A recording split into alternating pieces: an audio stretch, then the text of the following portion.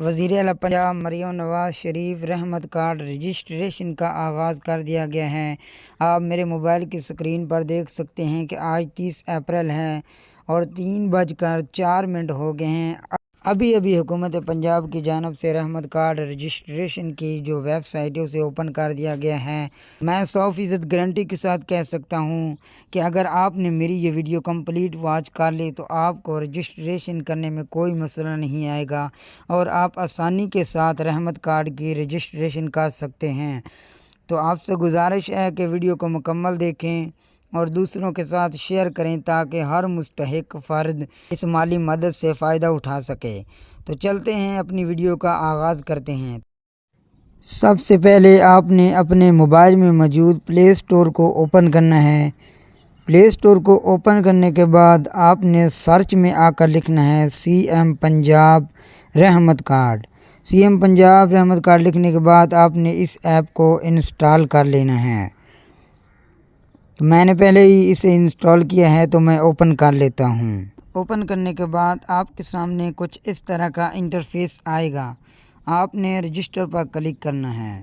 Register پر click کرنے کے بعد آپ نے درخواست کی نوعیت سلیکٹ کرنی ہے۔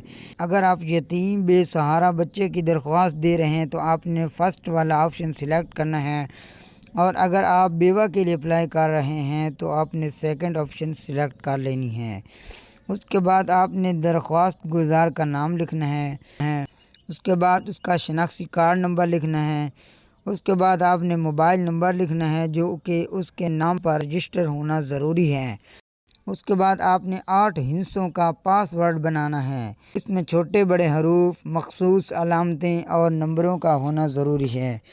اس کے بعد آپ نے اس شرط کو قبول کرنا ہے کہ فراہم کیا گیا موبائل نمبر میرے شناختی کارڈ پر رجسٹر ہے اور رجسٹرڈ موبائل نمبر کے ساتھ جائز ڈیجیٹل والیٹ کے قیام کی رضامندی دی جاتی ہے تاکہ میں CM پنجاب رحمت کارڈ کی مالی امداد وصول کی جا سکے۔ اس کو آپ نے قبول کر لینا ہے۔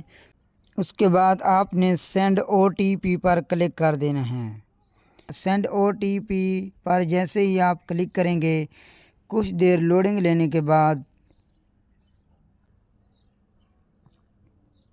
کچھ اس طرح کا انٹرفیس آ جائے گا۔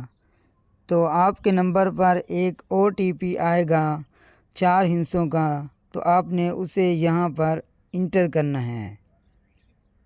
اس کے بعد آپ نے لاگ ان پر آ جانا ہے اور اپنا وہی CNIC نمبر یہاں درج کر دینا ہے۔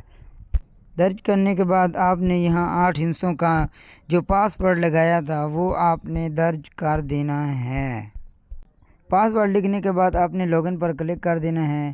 کچھ دیر لوڈنگ لینے کے بعد آپ کے سامنے کچھ اس طرح کا انٹرفیس آ جائے گا۔ آپ نے اسٹارٹ ایپلیکیشن پر کلک کر دینا ہے۔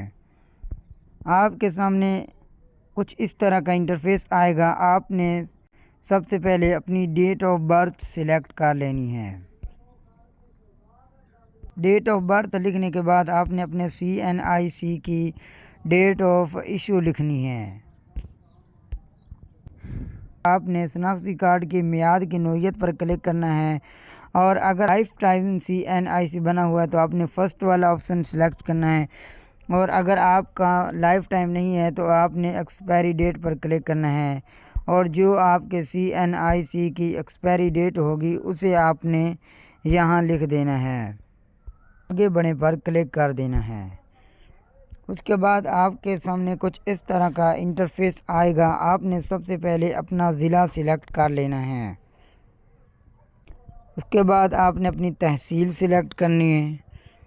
اس کے بعد آپ نے اپنا یہاں ایڈریس لکھ دینا ہے، مکمل ایڈریس۔ تو میں جلدی سے لکھ دیتا ہوں۔ ایڈریس لکھنے کے بعد آپ نے اپنا ریجن مذہب سلیکٹ کرنا ہے۔ اس کے بعد ازواجی حیثیت آپ نے سلیکٹ کرنی ہے۔ آگے بڑھنے پر کلک کر دینا ہے۔ اس کے بعد آپ کے سامنے آپ کی تفصیلات آ جائیں گی، آپ نے یہاں کلک کر دینا ہے۔ اس کے بعد آپ کے سامنے حلف نامہ آ جائے گا۔ میں اقرار کرتا ہوں کرتی ہوں کہ بیوہ ہوں، غریب گھرانے سے تعلق رکھتی ہوں۔ آپ نے اسے پڑھ لینا ہے اور شرائط کو قبول کرنے کے بعد آپ نے جمع کروائیں یعنی سبمٹ ایپلیکیشن پر کلک کر دینا ہے۔ کچھ دیر لوڈنگ لینے کے بعد آپ کی اپلیکیشن مکمل ہو جائے گی۔ تو یہ تھی آج کی ہماری ویڈیو۔ اگر آپ کو ہماری ویڈیو یہ اچھی لگی ہے تو ویڈیو کو لائک، چینل کو سبسکرائب اور دوسروں کے ساتھ ویڈیو کو شیئر لازمی کر دیں۔